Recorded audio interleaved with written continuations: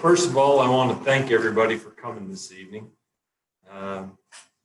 As we've all learned, these are interesting times in our country. So before we get going, I would like for you all to join me. Bow your heads in a moment of silence, please, if you would. I specifically like to pray for our first responders and the military who protect our freedoms every single day. So with me, please.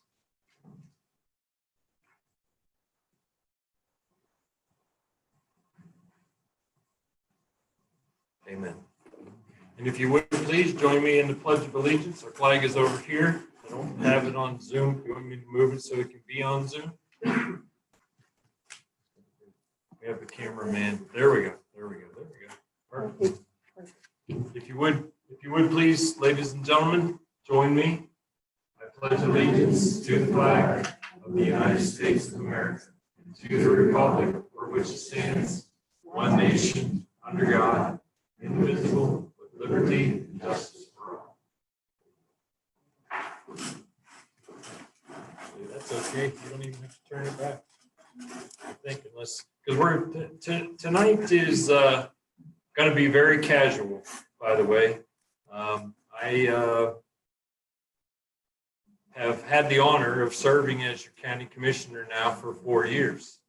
And one of the things that we have an issue with our residents, especially in Eastern Collier County, we all live out in the woods. And communication is very, very difficult. And then you add in the circumstances that our country's been going through with regard to the virus, and that even further limits the communication. So I'm going to tell you tonight, straight up, my goal with these meetings is to establish a new homeowners association for Eastern Collier County. And what that ultimately ends up being will be your choice. I want a unified voice. I want to be able to communicate with our folks, hear what the issues are, and then properly address those issues with our community. The difficulty that comes with the fragmentation that we have throughout Eastern Collier County. Some folks live in gated communities. Some folks live in the estates. David, you live over in Immokalee. So I live in Corkscrew Sanctuary Swamp. So it's a difficult process, but at the end of the day, I firmly believe that it was meant by our forefathers to be government of and by and for the people. So that's what we're here tonight for. The entire process is open up. I want to open up for questions. We're going to do our best to manage our digital visitors, folks that are joining us this evening virtually. So far, last I heard, there was close to 25 or 26 people that have signed online. And is that about correct? Yeah, we had 27 registered. Right now, there are 11. Oh, okay. So we got 11 on for now. And for those that are actually online, I'm going to ask you to, if something comes up, if you have a question about a particular item, I want you to, there's a little button down on the bottom when you go on the menu across the bottom of the Zoom. If you go down there, raise your hand, then Sue or Oscar 1 will let me know that you've got a question. And then if you don't want to ask your question personally, then you can also type it into the comment section right in the middle on the bottom of the Zoom screen. So this is our first shot at this stuff. We're going to do our best to muddle along and have some discussion about what we're going to do with our community. So with that, I want to say this in advance. If Sue or Oscar would, please, in the comment section, type in my email address, the bill.mcdaniel, the county government email address. That is the best way for us to help you with the circumstances that are prevalent in your world.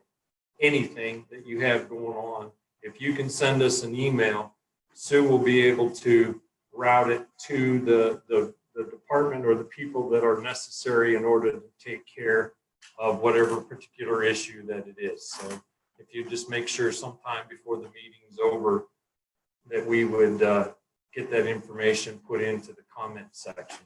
And then, of course, we have a whole bunch of business cards and information for the folks that are here with us tonight as well.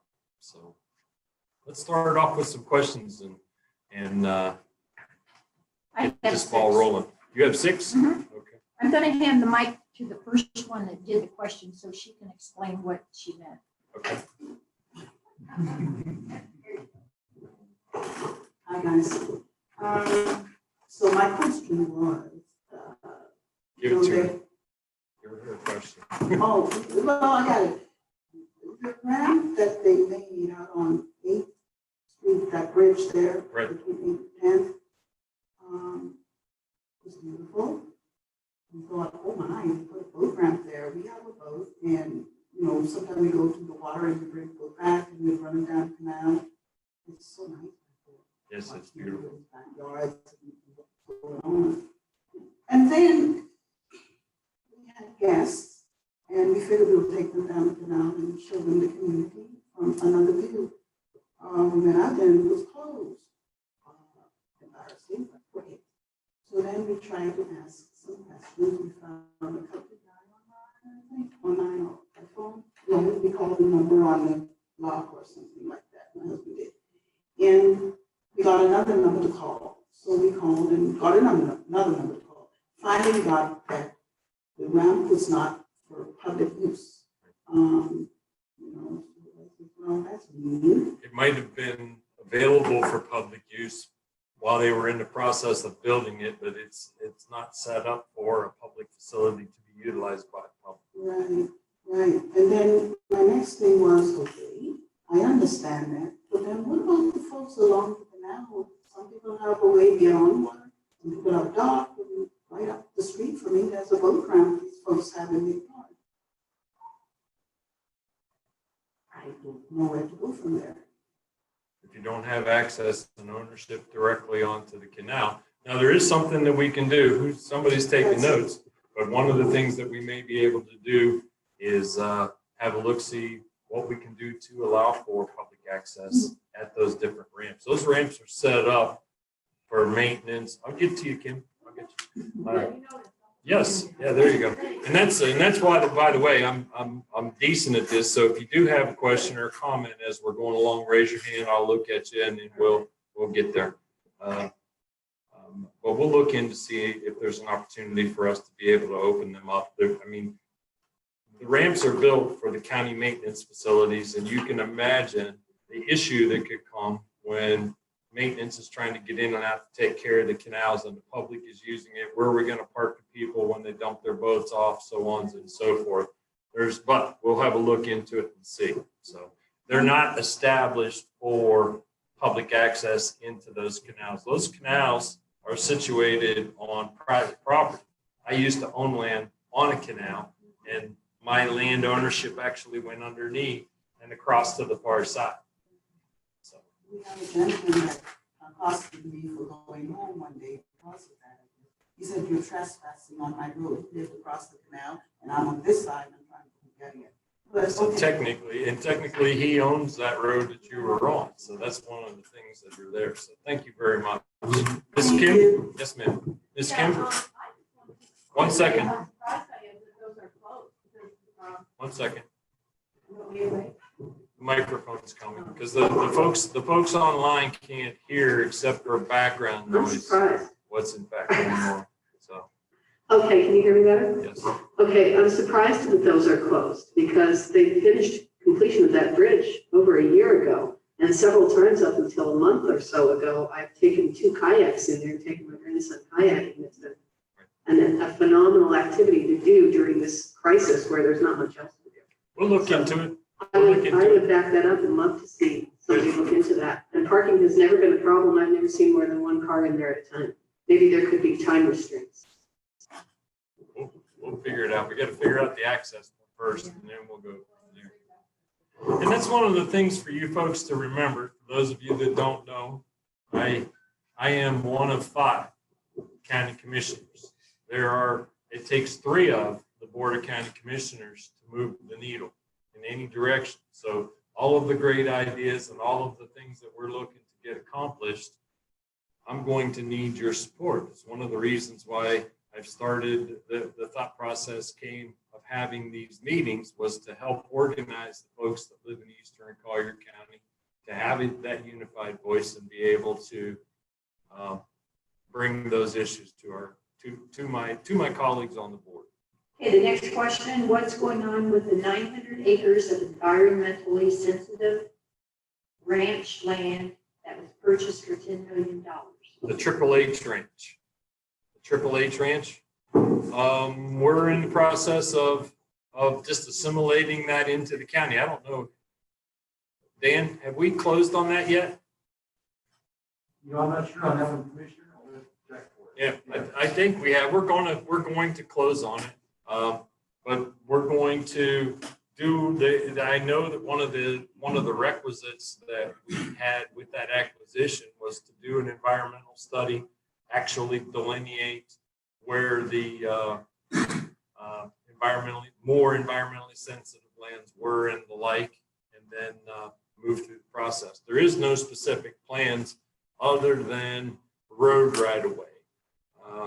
We all know it's been talked about at large that Wilson Boulevard or 5th, one of those 2 streets coming down, is going to be extended and tie into Vanderbilt, will ultimately come out past the landfill and over by the amateur sports park, Paradise Coast Park.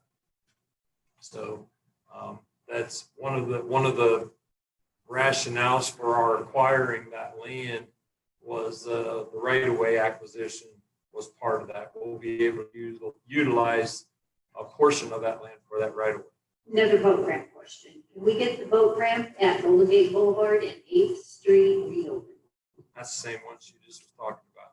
Yes. We're going to wait. Well, whether we can get it opened or not, I don't know. We'll look into it. Florida Grant Pole Route anymore? Does anybody know who asked that question? What were you asking?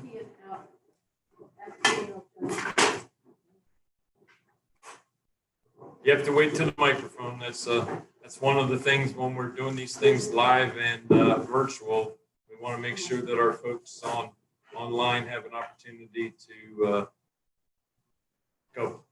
The poles that went down, I think it's 47th Street, Yes. the size of my car. Do you know the route those are taking now that they're across the canal into Everglades? I see that there's only 1 pole on Everglades Boulevard, but I believe it's going to go north, and how far and what other streets will be affected? I do not know. I think they're going south down Everglades to Oilwell. That's Okay. where I think they're going. I don't think they're going north. How can we find that route? We'll check, and we'll check with FPL. Yeah, that's huge to a lot of the residents that are affected by the size of the pole put in their front yard. So that would be awesome if we could get that route. It would help me in my business. Well, it would help everybody, Kim. So should I gotta say- contact FPL? I got it. You're asking the right people right now. We'll make sure that it gets taken care of. I gotta say, for the folks that were negatively impacted by that, I was terribly dismayed. And I actually have a resolution in front of the board now that requires the utility companies to communicate with the community. They have the right of way. We own the right of way. Utilities has the right to utilize our right of way. But when you think about power, you think about telephone poles, normal people's power supply, not those massive telephone poles that went down and were plunked in front of people's houses. No, now I know and understand that there's a need to supply power to our community everywhere, and we can't put the utility companies in a position where they're having to ask permission. All I want is notice. All I want to be able to do is, and we have asked for their capital plans. All of these companies are construction companies. They all have plans as to where they have deficiencies in their power supply or where they could potentially have deficiencies. And so the goal is to get that information, know where they're planning on doing that, and then we can disseminate that information. That'll help you in your real estate business and the residents that are along the way, right? What Publix will be closest for a state's residents to obtain the COVID-19 vaccine? Good. I have no clue. Right? Are they going to bring it out here? Okay. What? And would you please explain the registration process? Do you Yeah, have you that? go to publix.com/vax or COVID vaccine, and then you have to go to the bottom and click to register if it's open, which it's not open right now. And then after you register and fill in all the information, your name, address, social security, ID, birthday, all that kind of information, and you click on it, and they'll give you the stores that have the available shots. They gave you the wrong ones today, but that's the way it works. If you would type that website into the chat as well, just because the vaccines are a large topic of discussion today in our world. I was talking to a few of you in the back before we got started. Until today, Collier County had been allotted about 5,000 vaccines. There are, at the last census count, 105 plus or minus thousand people that qualify for the vaccine, 65 and above. 105,000, and 5,000 have been issued. So it's a very, very frustrating process. It hasn't been as well organized as I feel it necessarily could have been, but we are moving through. And what I liken it to, and this is the progress that I see coming. Remember how we were scrambling, yelling, calling for the mass testing facilities back in March, April. It took until May 2nd before I was able to get the National Guard to come to Immokalee and do the first mass testing facility in town in Immokalee. And that was literally an act of Congress. I had to go through the governor's office to get that set up. So the same circumstance is going to transpire with these vaccines. As the supply comes more available, we're going to be moving through the process. And the governor today announced the 16 Publix locations that they're going to allow for folks to sign up and come to. So it's still important that we stay diligent. It's still important that we socially distance. It's still important that we have hand sanitizer. We keep our hands clean and not be touching our face. Okay, I have one additional question internally, then I have questions. Okay, and there's one guy, Gary in the back's got his hand up. So Okay, Big Corkscrew Park update. right here, our park. You want to come up and talk a little bit about that, Dan? Absolutely. I got an answer to your question on the Triple H Ranch. The county took possession of that on December 7th. So if you couldn't hear what he said, I'm the one with the microphone. He's got one now. But we did formally close on the Triple H Ranch on December 17th. December 17th. And the latest update, actually, we have a meeting with the commissioner tomorrow to give him the latest on that. Come on over here. Yeah, sure. The Big Corkscrew Regional Park is doing very well. In fact, they are planning to put some sod on 2 of the fields. Half the fields are AstroTurf, the other half are sod. And we are planning for April 1st for the fields to be completed. And that's with the sod already mature in the ground. Potentially, we could open that northern section because it's segregated and it'll be ready. July, the middle of July 15th or 17th, the entire park will be completed. And it's First phase. sorry? First phase? Yes, the first phase. First phase. There's 2 phases of that. Yeah, the second phase, which is across the canal, they're at about 30% design right now. And the project's progressing well. The contractor has brought in more subcontractors to speed it up and stay on schedule. So he's actually been doing a good job.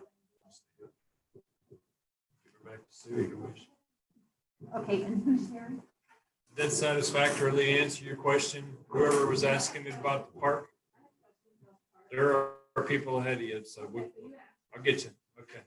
I was talking about why is she heckling me? Who let her in here? That's what I want to know. Go ahead, Gary. Right, I kind of have a two-part question. One is getting back to the polls. Even though I live in that area, I don't live right on 47, but it's an eyesore. Everybody knows it.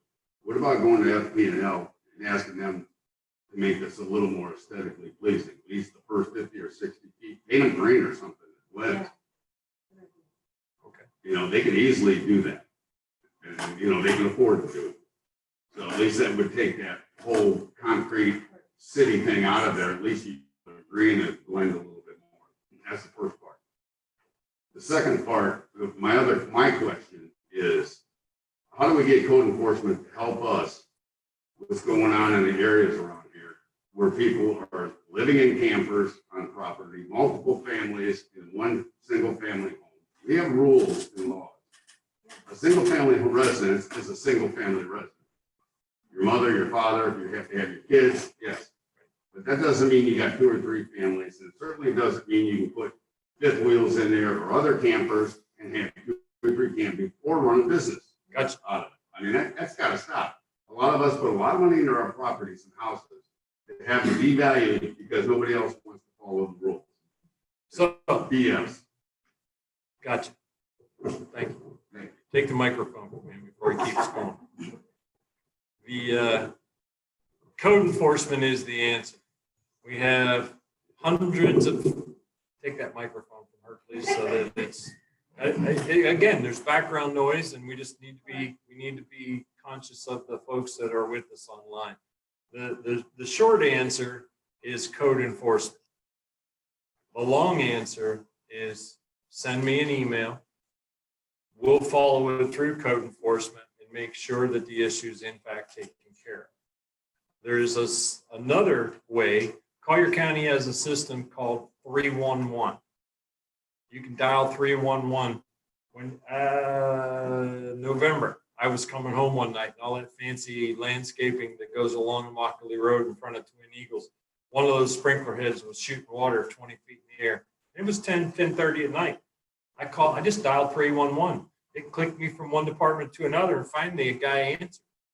And they came out and fixed that broken. Somebody had run up on the curb and broken a sprinkler head. So the short answer is, Gary, if you're concerned about repercussions of reporting someone that you know is doing something that's outside of our laws and our codes, call me. Call my office. If you call my office, there's no written record. I'll file the code enforcement complaint. I know you're not, but there are some people that have concerns with their neighbors doing bad things to them for turning them into code. So if you see something that's going on and you're concerned about repercussions, call my office. We'll file a complaint and hold you anonymous. Code enforcement has a rule, and it's set by county resolution. They have to have your name, address, and phone number in order to file a complaint on your behalf, unless it's a health, safety, and welfare issue. If there is a health, safety, and welfare issue, they can hold you anonymous and not let the person that the complaint's been filed against know that you're the one that's actually filing the complaint. So 311, send an email. I don't recommend that you call code enforcement direct. And I don't mean any disrespect, but a phone call is difficult for us to track and allow for accountability with people. If the wrong person gets the phone call over there, it might not necessarily be followed through with and taken care of. The best way is written communication. 311 actually documents. There's a trackable process with 311 to allow for us to hold people accountable within the system to make sure that the issues are being taken care of it. And we know what's going on. We know what's going on. You folks live out there. You folks see who's doing what and how they're doing what they're doing. If you see something that's inappropriate, if you see something that you don't believe is right, let us know. We'll take care of it. Our code enforcement is reactive, not proactive. They don't cruise around looking for things that are not to oil. So they have to be notified in order to get the best response. Kim? Again. Thank you. Okay, I'll go back to the park and just hit on the topic that you're discussing right now. Code enforcement, why can't we make an anonymous complaint? And I want to tell you about a specific incident that occurred. We don't want, and I don't have time for stories, Well, please. no, but you can make an anonymous complaint in other parts of Collier County. Why You- can't we? You cannot. In the city of Naples? I don't know about the Well, city that's of part of Collier Naples. County, and yes, you can make an anonymous complaint there. And I'm second not going to question- argue with you I know. about it, Kim. Well, I want to know why you can't, because I have 2 campers next door to my I just $400,000 told property you that just why became you can't. $350,000. I just told you why you can't. Why can't you? Because there's not enough officers? By resolution of the Board of County Commissioners, they will not take anonymous calls unless it's, I'm repeating myself, Okay. unless it's a health, safety, and Got welfare that. issue. When does it become health, safety, and welfare? Because where's the sewage going? Into my water table? How are these people going to the bathroom in campers? File a code complaint. If you It's don't, been if filed, you're, and the neighbor approached us and asked us why we did it, and the guy's like 6'4" and I I'm understand. 5'0".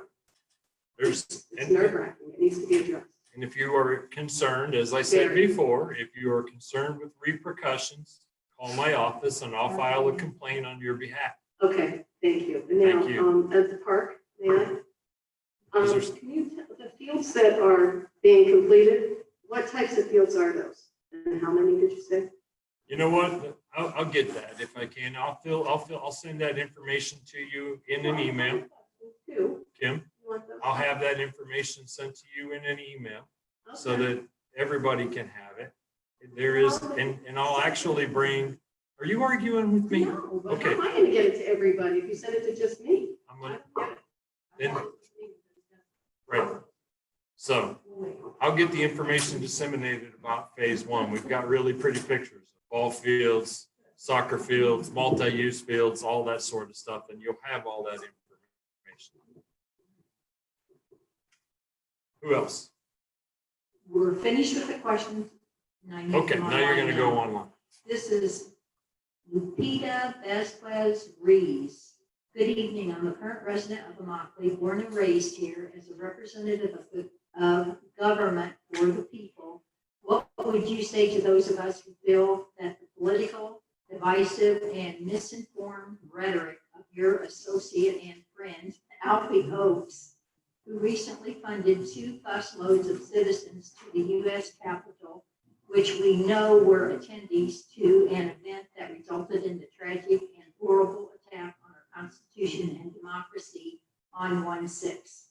How can those of us who don't side with white nationalism extremists feel confident that you represent us, especially those of us who are BIPOC in your district, who are vulnerable to those types of mindsets and beliefs? Do you think it's representative of your beliefs to associate and do business with people who are conspiracy theorists and don't believe that Black Lives Matter?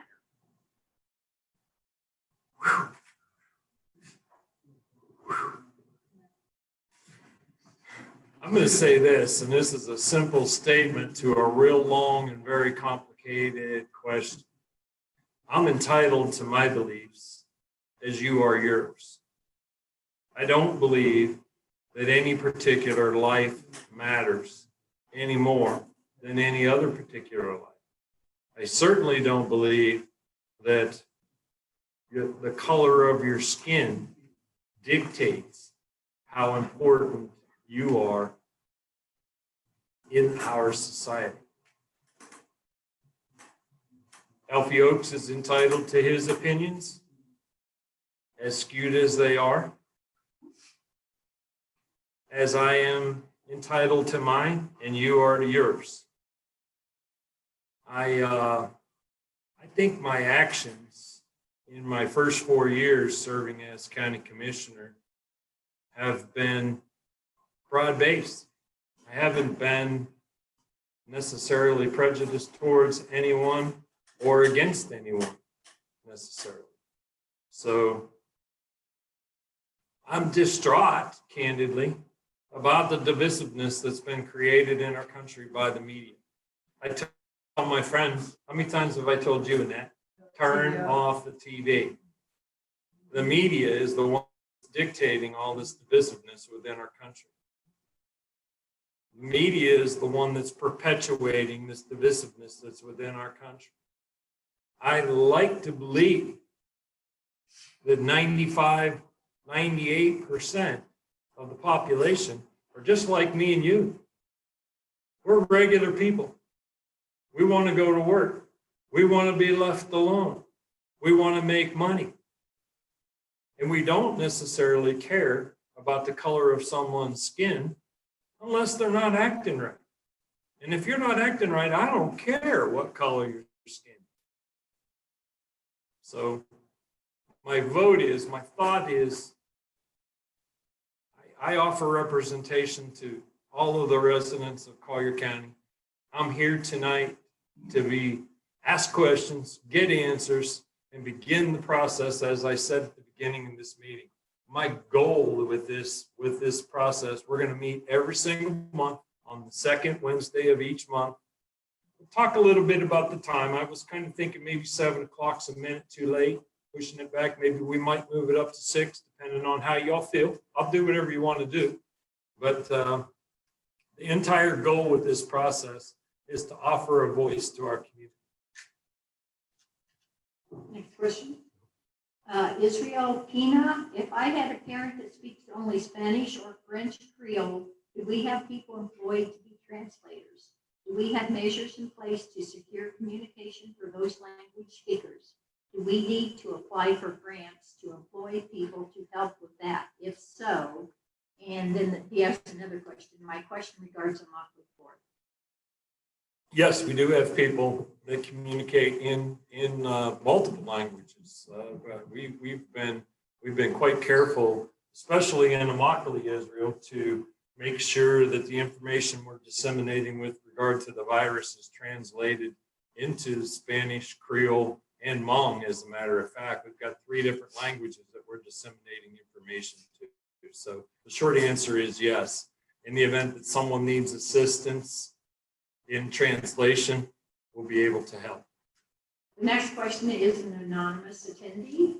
When is code enforcement going to start cracking down on all the commercial activity being openly engaged in out in the estates? We are seeing tractor trailers, construction equipment, repairs being done in yards, full-blown businesses operating out there with no fear. And that's I just did one of those 311 calls this week. Yes. And by the way, for those of you who can't see, she's behind the camera. That's the reason she likes being there. And this is the reason why we do so well in her office. Is Sue Filson. She's my executive assistant. But to answer the question, it goes back to what I was talking to you about, Gary. The whole process is transparency. If the government has written documentation in order to follow through, I can hold staff accountable with regard to their response and how things are taken care of. So as you're going along, if you see inappropriate activity transpiring, call my office. Again, Ms. Kim, I must have made her mad. She left. If you're fearful of repercussions, call my office. We'll file a complaint on your behalf. If not, send us an email and or call 311 and there's a tracking device in there to make sure that it's taken care of. We all know it's going on. It's been going on for a millennia. I was talking to you earlier, Rich. I'm going to be 40 years in August living here in Naples, Florida. So it's been going on for a long time. One last online question. Brian Bowe, how far along is the Randall Curve project that the county sold?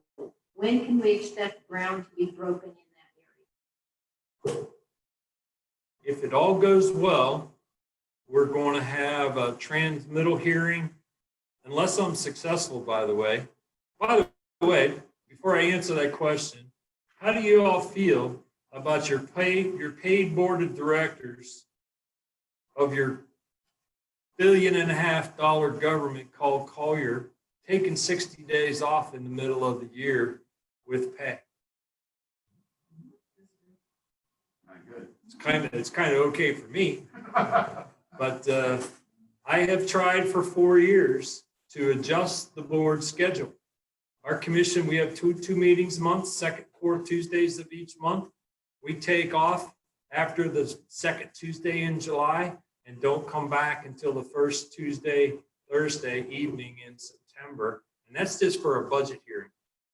We take 60 days off in the middle of the summer, which happens to be at the end of Collier County's fiscal year. A period of time when we can be engaging the community, vetting the individual departments, vetting the budget and the expenditure of your taxpayers' money. So that's one of the things that I'd like for you to come along and help me with. I'd like to make an adjustment. I see no reason why your Board of County Commissioners shouldn't meet all year long. It's okay. Take a meeting. Thanksgiving, we don't need to have a meeting. Christmas, New Year's, we don't need to have a meeting. But we have 360,000 plus or minus people that live here in Collier County year round, and the population almost 50% higher than that with our part-time residents that come here. There's zero reason why your government shouldn't be functioning year round. There's zero reason why you shouldn't have access to your commissioners and be in a voting format to allow for your board to take care of this. Now, what was the dang question? I got on the rant. Maybe they're training for Congress. I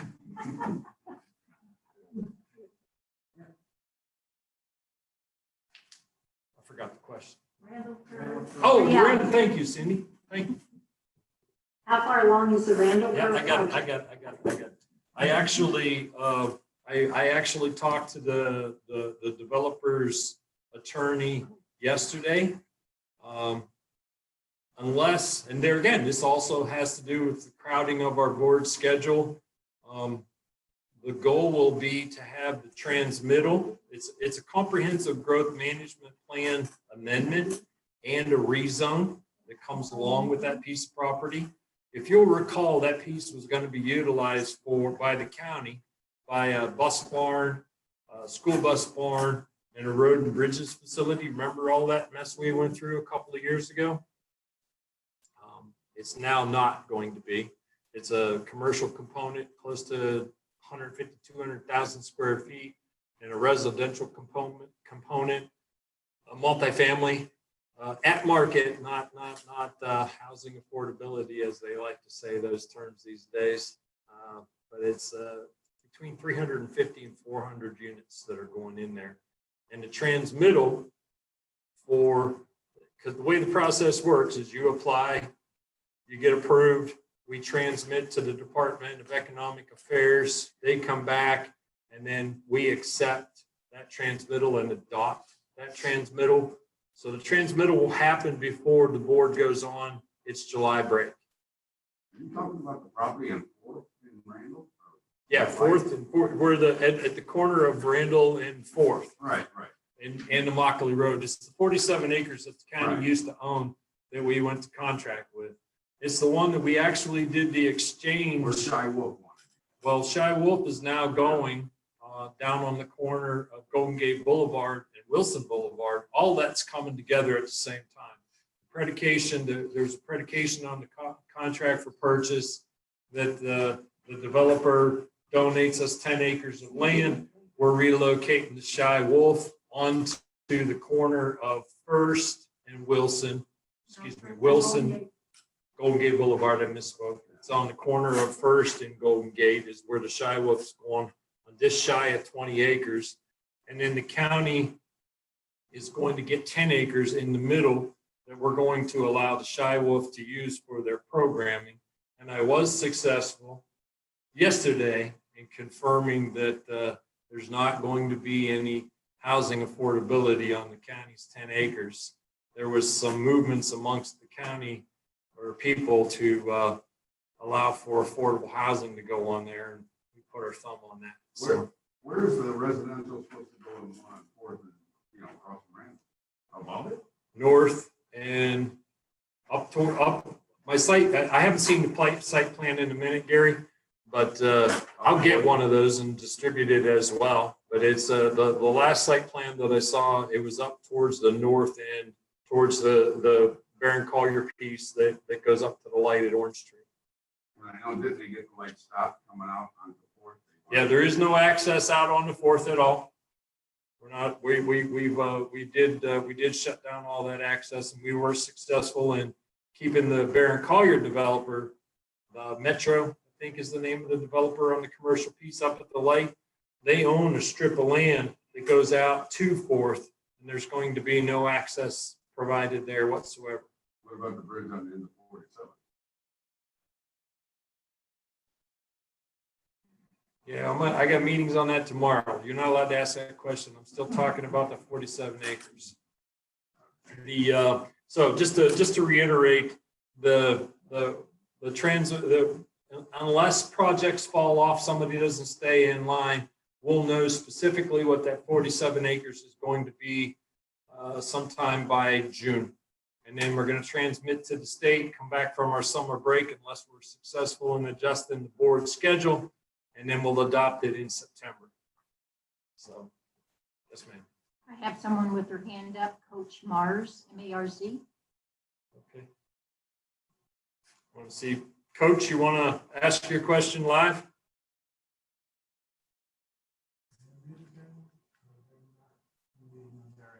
Coach, you might need to unmute yourself. We've unmuted you here.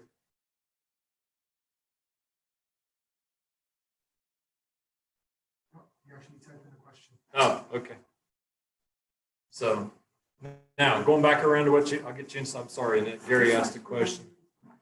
You were talking about the bridges. Let's talk about the bridges. On the end of 47. All of the bridges. There was a bridge study that was conducted last October that turned me upside down. I chaired the East of 951 Horizon Study Committee in 2006 through 2008. And it was, Commissioner Coletta was our commissioner back then, and they brought forward issues that were going on in Golden Gate, all of Eastern Collier County, one of which was the potentiality of these bridges interconnecting some of the streets in Golden Gate Estates. And we were told, we don't have any money. We just want you to look and tell us where we could necessarily enhance first responders' time in getting to our people by these bridges. 47th was one of those bridges. Now, 2006 to 2020, there's 14 years worth of people that are here that didn't know that we were contemplating any bridges on any of these streets. And so staff went to the study that I developed in 2006 and then conducted a host of public meetings. I attended every single one of them virtually, and we went through the processes. Now, I'm being briefed literally tomorrow, Gary, on all 10 of those bridges. And I want to share with folks, none of those bridges are rock solid coming. It's all going to be based upon my fixed station first responders' capacity to be able to get to our people, not the sheriff. The sheriff is an integral part of the health, safety, and welfare of our community. Please don't get me wrong. But the sheriff, they're moving all the time. And there's really difficulty, it's very, very difficult to ascertain if a bridge being plunked in on 47 is going to help the sheriff unless he happens to be on Immokalee Road or over on Everglades and needs to get to the other side, because currently he has to drive all the way around.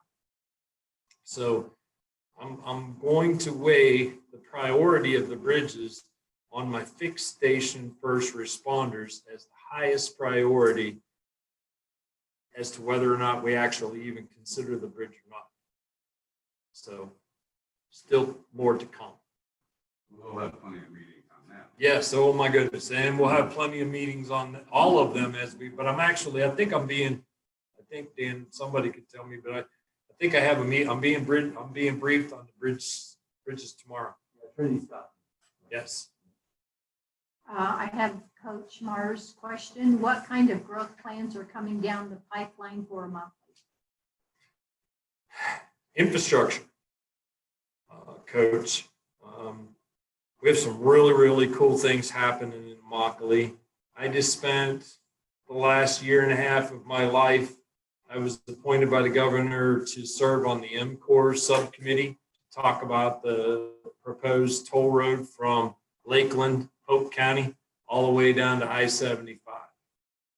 And next month, we'll talk more about, Coach, we'll talk more about it because I brought my fancy whiteboard today, but you guys can't see what I'm writing on it. So we're gonna get a different mechanism so I can draw you some pictures. But to oversimplify it, all roads lead to State Road 29. The goal is to move traffic off of I-75 and forestall the necessity of expanding I-75. So infrastructure, Coach, is the key to success for what we have in Immokalee and what we need. We, as you know, probably with it, I think it was in the fall of 19, we adopted and passed the Immokalee Area Master Plan, 20 years past due, Coach. And it's the first time that master plan for Immokalee actually jives with the master plan of the airport authority for our 1,300 acre pen in the Immokalee Airport. And I've got some really amazing things that are occurring at Immokalee. I've got a flight school coming in right now, 2 different flight schools coming in right now. An investor has come to us, and we've got about 28 people that are on a waiting list, and not a lot of people go sign up on a waiting list when there aren't any hangars for you to park your plane. But I've got about 28 people on a waiting list, and we've got an expansion coming there. So the goal, Coach, is incentivize non-construction related industry to come to our town, to come to Immokalee. What does Collier County at large have, ladies and gentlemen? What do we have at large as a raw material for a non-construction related industry to come here? Food. No. Well, we do have vegetables, but that's not a raw material. We don't really have any raw materials to attract non-construction related industry to our community. So my goal is to provide infrastructure so that those non-construction related industries can import raw materials, hire our people, produce finished goods and services, and then ship those goods and services out by road or by air. And MCORS is a perfect example of the potential of the 4-laning way past. I'm pointing to David Tarubi Artes. How did they do? David's in the back of the room. And State Road 29 should have been 4-lane 10 years ago, 20 years ago. State Road 82's just now coming online. But the key to success, Coach, for Immokalee is infrastructure. The key to success for our community at large is infrastructure. Mr. Petcher's in the back of the room. One of the discussions that he had when he was competing with me back in the primary last year was the degradation of our quality of life. Growth. Well, growth is inevitable. We live in paradise. People are coming here. There's 1,000 people a day statistically moving to the state of Florida right now. But if our growth management plan is adhered to, we have requisites within the growth management plan of Collier County to provide the infrastructure for the people that are here, let alone those that are coming. Vanderbilt Beach Extension, when's that going to be done? Dan, do you remember? It's 22, 23. 24? Okay. 2024, that road's going to be completed. Vanderbilt Beach Extension. Do you know when it was triggered by our GMP as a requisite to be done for the population that is here? 2006. 2006. Almost 20 years later, after the GMP triggered it to be done, we're just now getting around to building it. So the degradation of life, quality of life, necessarily comes because of the prioritization of the leaders that are expending our taxpayers' money. If the roads are put in place to move the people that are already here, more people can come and then necessarily benefit from the infrastructure that's actually put in place. And just so you know, we're not going to put water and sewer in Golden Gate Estates for anybody that was thinking that question.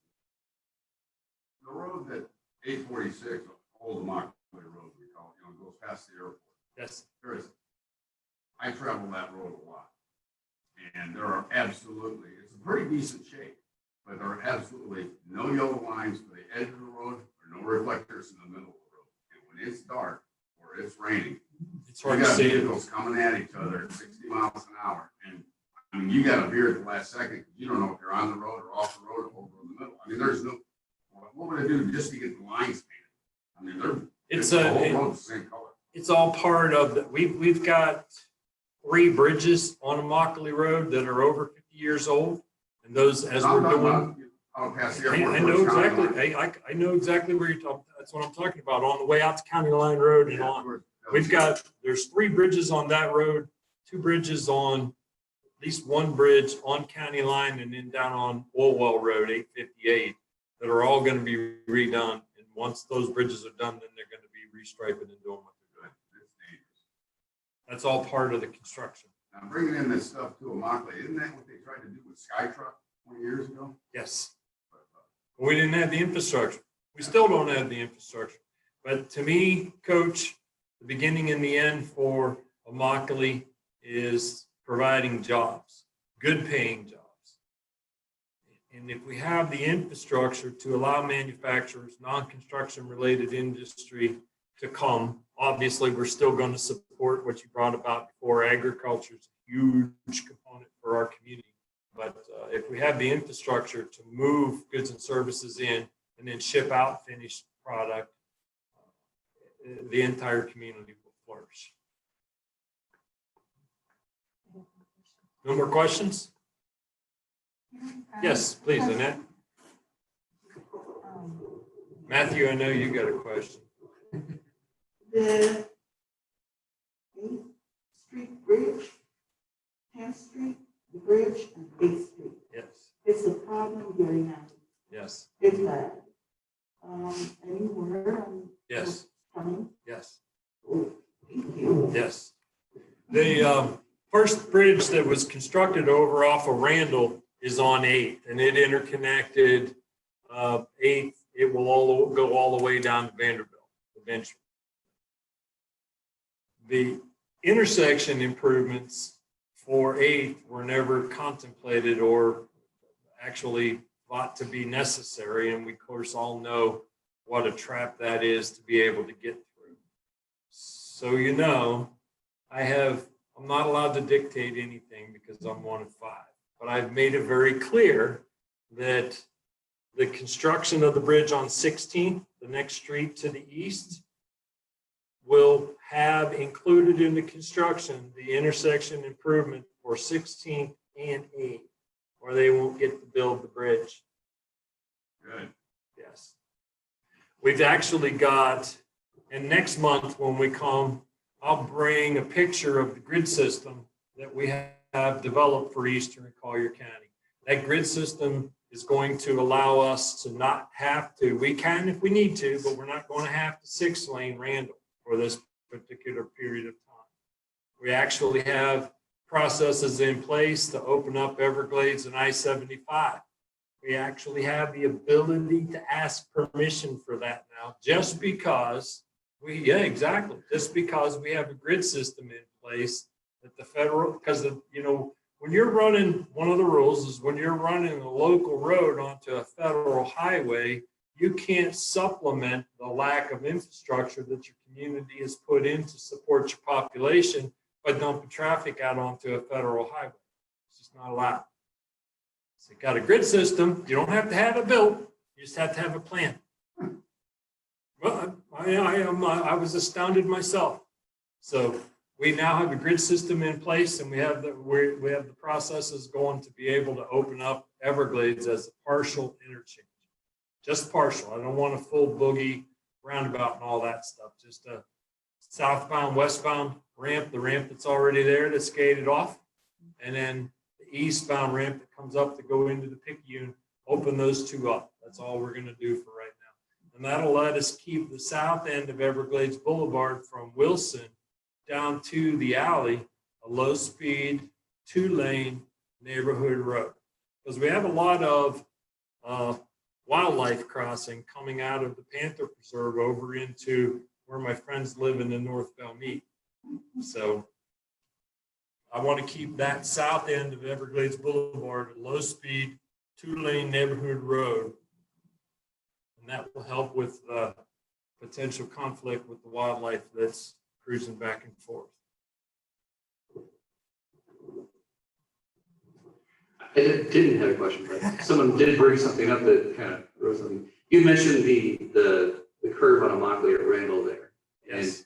And I was curious as to what is the final vision for that? You had mentioned a few years ago to me that you're looking at possibly doing a flyover bridge. Is that something that's still being looked at, or what's the end result there? You're talking about the intersection of Randall and Immokalee. Yes. Yes. The new plan is not, we don't have to have that flyover now with this new improved grid system. There was planned originally a continuous flyover that was left out on Randall onto Immokalee and diving right back into Immokalee, and then a continuous right in. And those plans aren't requisite anymore, just with what we've done in the east. Big Cypress Parkway, that we were able to acquire the right of way for a new north-south road to the east of DeSoto called Big Cypress Parkway. That's allowing for an enormous amount of relief on this area that we have out here on Oil Well, because we all know Oil Well on Immokalee Road is done. There's no way to expand that intersection of Oil Well and Immokalee Road. So, and Randall now doesn't have to be tied in all the way into Big Cypress Parkway. So we can utilize it as a mechanism to move people north and south, and it will ultimately interconnect from Immokalee to Oil Well, Vanderbilt, and Golden Gate Boulevard. Then someday when I'm dead and gone, they can take it all the way down to I-75, and that's 2 miles east of Everglades and I-75 now, and that's where the full interchange can actually go out there. Michael? I infrastructure, what about Vanderbilt all the way to Everglades Boulevard? We're a minute away from that. The question, Mike, you can go. Thank you, Sue. Yeah, my question is in regards to Vanderbilt Beach extension. We talked about it before about extending it all the way to Everglades Boulevard instead of having it die at 16th. This way we would utilize a more grid system. Totally into it. We're on it. We're already out to 8th, by the way, because it was stopping at 6th, and now we're out to 8th, and I'm 10 million shy of taking it on the 2-lane facility from 8th all the way to Everglades. So, and with that, and if you can visualize this, I could really draw you a nice picture if this thing was working. So next month I will. But if you can visualize this, with that, we're going to have Big Cypress Parkway, north-south road. Then we're going to have Immokalee Road coming around, Oil Well, Vanderbilt, and Golden Gate Boulevard. And Vanderbilt can tie right into Everglades, and that'll allow us to 4-lane Oil Well Road all the way through, 4-lane Everglades down to Vanderbilt, and then ultimately down to Golden Gate Boulevard and stop. One of the things, and that will handle the traffic impacts for at least another 15 years per the studies that I'm looking at right now. We all know that the advent of AI and AV, artificial intelligence and automated vehicles is coming on us. I was actually in DC 2 years ago and saw a really cool study where they're projecting a 30% reduction in the necessities of infrastructure just with the advent of AI and artificial intelligence and automated vehicles. 30% reduction means I don't need to go out and crank 6-lane roads in right now. I need to do 4. Because what's 30% of 6? 2. So I'm buying the right of way for a 6-lane highway, putting in 4 to service the needs of the community. And then I'll be able to utilize the balance of the right of way, either for expansion of the road if AI and AV don't do what they're projecting, or I've got the right of way necessary to do my retention, detention, stormwater management stuff right within the bounds of the right of way. So that's a 200-foot swath that we were successful in negotiating with Collier Enterprises when we approved River of Grass. By the way, if you haven't heard, speaking of River of Grass, that is coming back through the system to be converted to a town, similar to what Rural Lands West was originally. And then they would that, of course, we all know the story, that application got withdrawn and we approved River of Grass. But I went right, soon as we approved River of Grass, I went right back with Collier Enterprises and worked with them. And now there's a conversion of those other 2 rural villages actually into a town. Close to 1 million square feet of commercial and industrial. And I'm hearing rumors of another Publix right out on where Big Cypress Parkway and Oil Well Road are going to be. Somebody had their hand up. Oh, it was you. I have 2 more questions. Okay. Here's an anonymous question. Would it not be more cost effective and practical in the long run to build an additional fire station or even 2 in the estates instead of multiple bridges?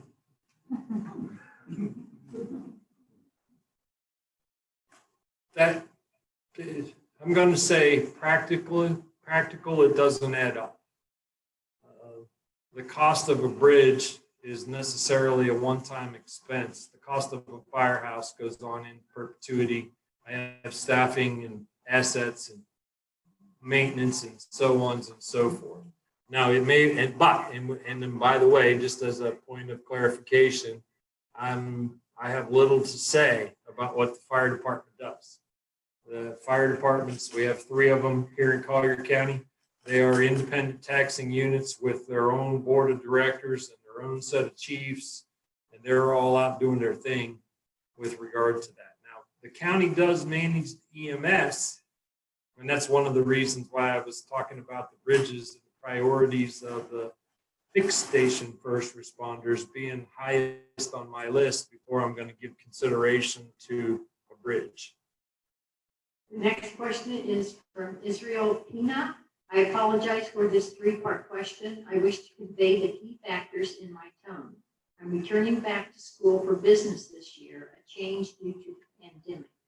Are there opportunities to intern for specific parts of our district in regards to our returning college graduates in the Immokalee, paid or unpaid? If no, is this a possibility that can be promised to help our youth learn leadership in regards to local government, to later empower the community with action and organizing? I hadn't really given that much consideration, but I could certainly look into it, Israel. We all know, and it's not unique in Immokalee. It is prevalent in Immokalee, but it's not unique. We all know that a lot of our kids, we raise them, they go to school, and then they leave. And so the goal is to keep our kids that are born and raised in town, let them go to school and come back here. So we could certainly look into the internship process, and or I think the county has multiple internship processes that we work with students to afford them the community service hours that are requisite. So Through HR. yes. So and we'll, if you'll provide your information Israel, I think I've already got your contact information, but if you'll provide it again, I'll make sure that we get that disseminated to you and get you to the right people. What else you want to talk about?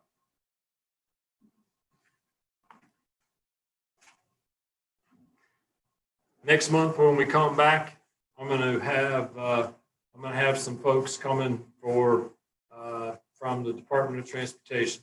Recycle. Recycle. Yep.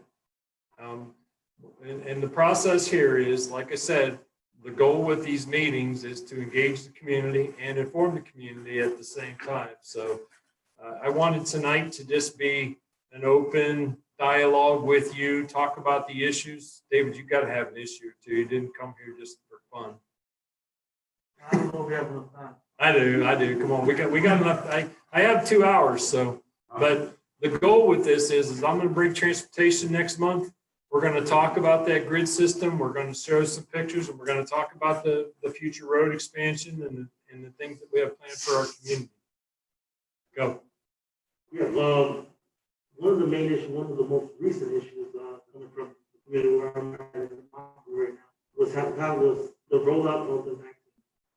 So we saw that they were in Milwaukee, specifically for that area, that region. However, majority of it didn't go to the residents. Right. Majority of it went to individuals who came from different counties, even different states. Different Where states. even Naples Daily News, I'm sure you saw the article, No. where Naples Daily News would interview people who were those are first time in. So the residents that it was there to impact, it didn't impact. Right. What are your plans, stuff that you can recommend that way we can fix that? And same thing for in the states that we have something here to make sure that it impacts the people that are here and in this district. Gotcha. And it's important that you know and understand this. Number one, I don't read the Naples Daily News. I'm not gonna. The vaccines, as we talked at the beginning, were direly short in supply. The vaccines are being administered or distributed by the federal government to a state government and then dispensed out through the health department on a county by county basis. The federal government can't discriminate about, and or the state can't discriminate who gets vaccinated or not. They have to open it up because it's a federal program.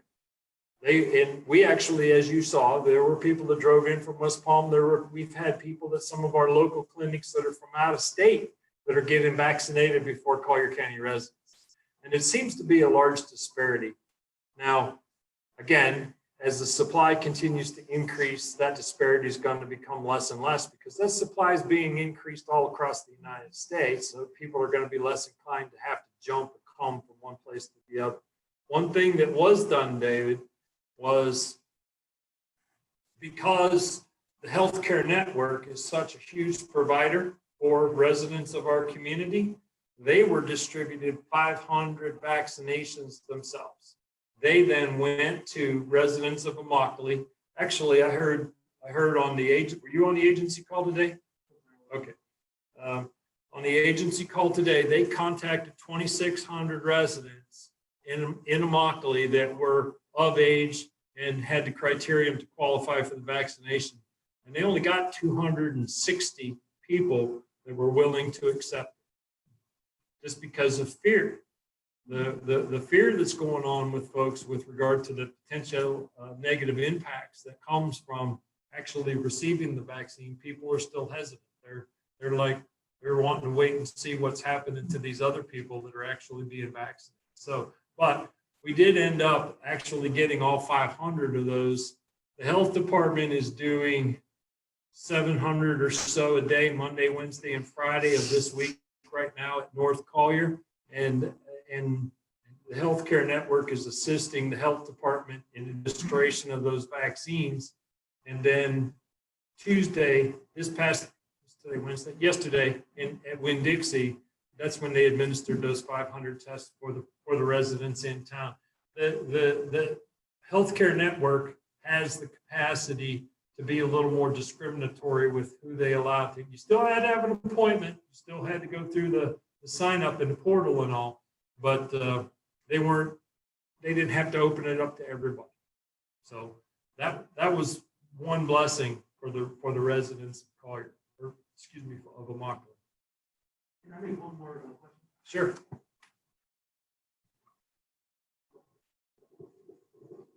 We're kind of short on time.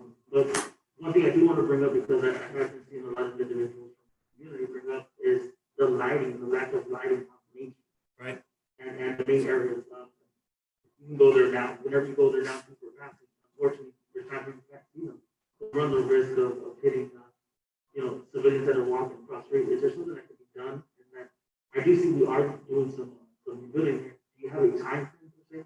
Or maybe even renting, because I have seen that we rented from my company, United Rentals, some light towers here. Is there ways that we can maybe continue that going until the project is complete? Because it is very tight compared to the number one. I'll look into it. I know there was a discussion at the CRA meeting and or the MSTU meeting with regard to the construction. They're doing it, for folks who haven't been to Immokalee in a minute, they're doing an enormous amount of construction on Main Street. And then First Street itself is a death trap. And that's the main road coming into Immokalee that Immokalee Road turns into once you get into town. It's very poorly lit. There's a lot of crosswalks. People get in a hurry, but the discussion of lighting was taken up both at the MSTU meeting and the CRA meetings. But I can't remember specifically the time frame. I know that there's been new poles that were bought to be put in on Main Street directly, and there was a discussion about taking the old poles and putting them down on First, just to better enhance the circumstances and safety. Yes, Ready ma'am. for the next one? I don't know. Depends. Lupita Vasquez Reyes. What can you do personally to make sure the District 5's most vulnerable residents, including elderly, farm workers, teachers, get prioritized for the COVID vaccine? I can't personally do anything to prioritize that, other than disseminating information. It's again, the issue is the supply is far outweighed by the demand, and there's no capacity to prioritize anybody over anybody with regard to the issuance of the vaccines. We did that one little bit with the healthcare network just to try to get some of the local folks in town to be able to get vaccinated that wanted to, but I have no capacity whatsoever. Don't really see how I can for and until the supply comes up, and that's what I said with regard to the testing. You folks remember how difficult it was in the beginning part of the pandemic. You had to be symptomatic. You had to be in high risk category. You had to have doctor's permission slip before you could go get a test. Now they're out there waving signs on the street and giving them away for free. And I similarly see the same thing with the vaccine. The vaccine eventually is going to be just as prevalent as the flu shot. What I shared with the folks today on the agency meeting, when I talk, we have a phone call in Immokalee every Thursday with our partners and the folks that work with our families, our farm workers and such, Guadalupe Center, RCMA, CIW, Coalition of Immokalee Workers, Benison Foundation, and it's prevalent. It's important that we stay diligent with the education of our folks. Don't relax. There is a deadly virus amongst us. It's imperative that you practice social distancing, wear a mask when you're in circumstances where you can't, and certainly don't be touching your face and sanitize your hands as you go. It's imperative that you continue to do that until we get the vaccinations on a far more readily basis. I have another one, and this is about the COVID as well. Are we not able to secure vaccinations given specifically to Immokalee be vetted by driver's license or government ID with an address in town? This is in regard to Immokalee. Our families are not privileged with technology or internet access as our surrounding neighbors. No. We have no capacity to, again, I'm repeating the same answer to the same question. We have no capacity to prioritize. Now, if somebody needs help, let me know. That's a simple answer. I said that on the call today at the agency meeting. I said it on the call at the Immokalee call that we do every Thursday. If someone needs help, if you know somebody that wants to be vaccinated and they don't have a computer, they don't have a phone, they need assistance, then let me know. So NCH opened up the phone lines. Wait a second, she's coming with the mic. On Friday, NCH opened up the phone lines and internet to be able to go ahead and register for inoculation for this week. Right. Okay, I informed my mother as soon as I could. She's 85 and she also has upper respiratory issues. They were opening them up at 9 o'clock. By 9:10, all the slots were taken for the whole week. That's right. And that has to do with what we've been talking about. The demand far outweighs the supply. And so it's important that you keep your mother as protected as is possible. I mean, my mom's 82 years old. I visited her in Thanksgiving up in Pennsylvania. Again, it's born until the vaccinations become more prevalent. We can't let up. It's all of the educational things that we've done to help folks manage through this. We have to stay on task. Two more questions. Lupa Vasquez Reeves, another question. Most of the infrastructure projects that have been done or in the process of being done in Immokalee are of poor quality with poor quality materials. Projects are left with massive amounts of dust, dirt, and rubble and discarded construction supplies. Landscaping mulch is all over the roads, especially on Main Street. Sidewalks are still uneven around the community park and unsightly. Who oversees these projects for quality? Some of it's done by the county. Most of that stuff that I think Luke is talking about has to do with the expansion of the water facilities, the water and sewer district in Immokalee. I actually was over at Service and Supply today, getting some parts for my tractor.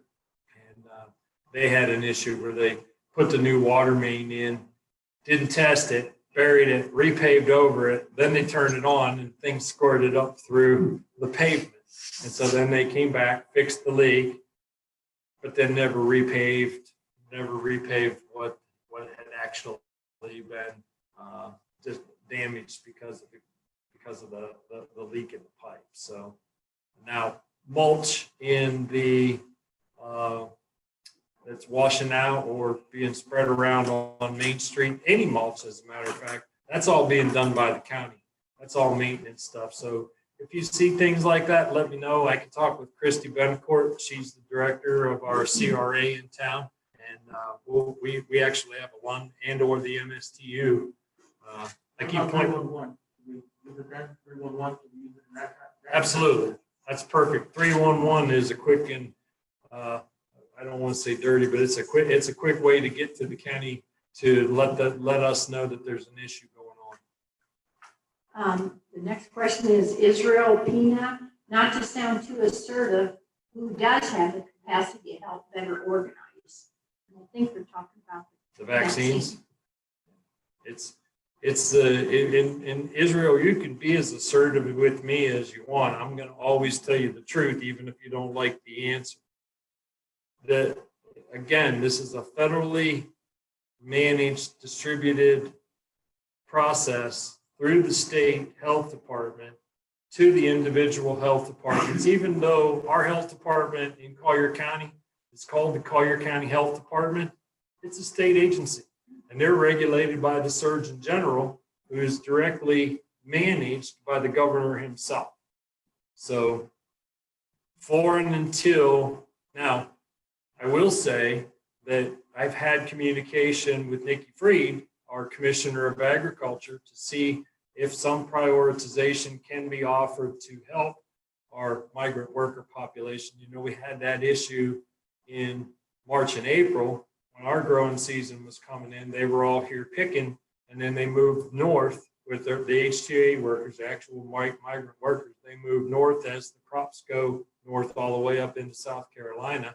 And we worked with the commissioner's office in order to ensure that the proper testing and things were done. And I'm sure the same thing's going to be done with regard to the vaccination. This one's from Maria Cardenas. Good evening.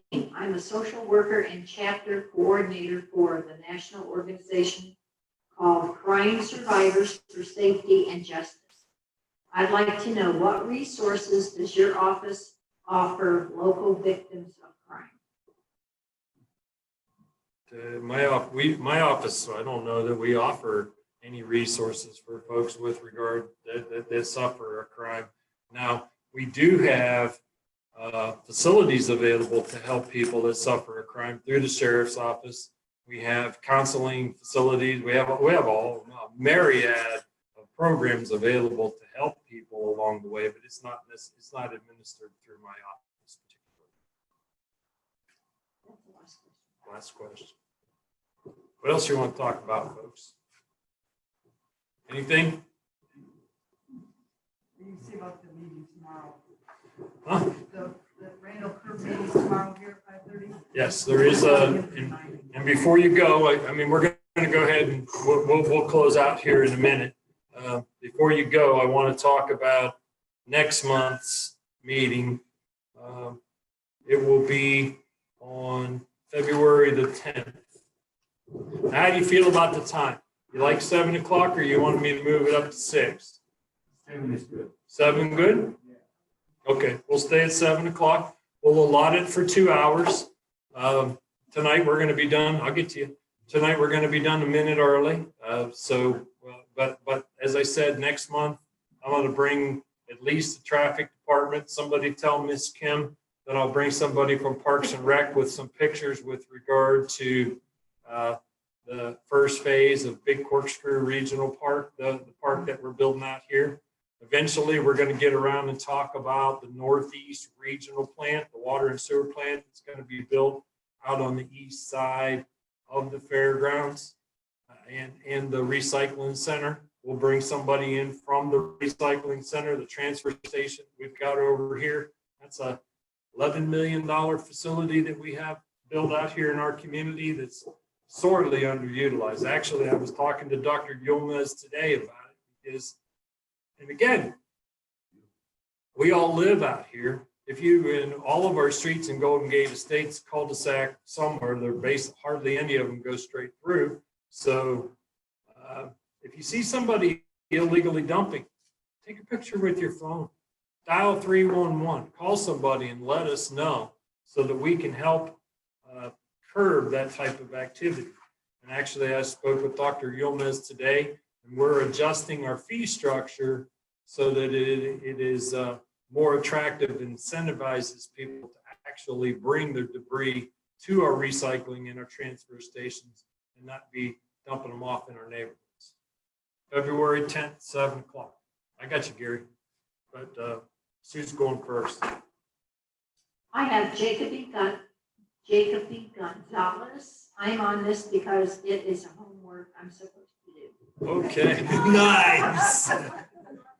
Make sure I get his email and I'll send a letter to his teacher from the commissioner specifically for it.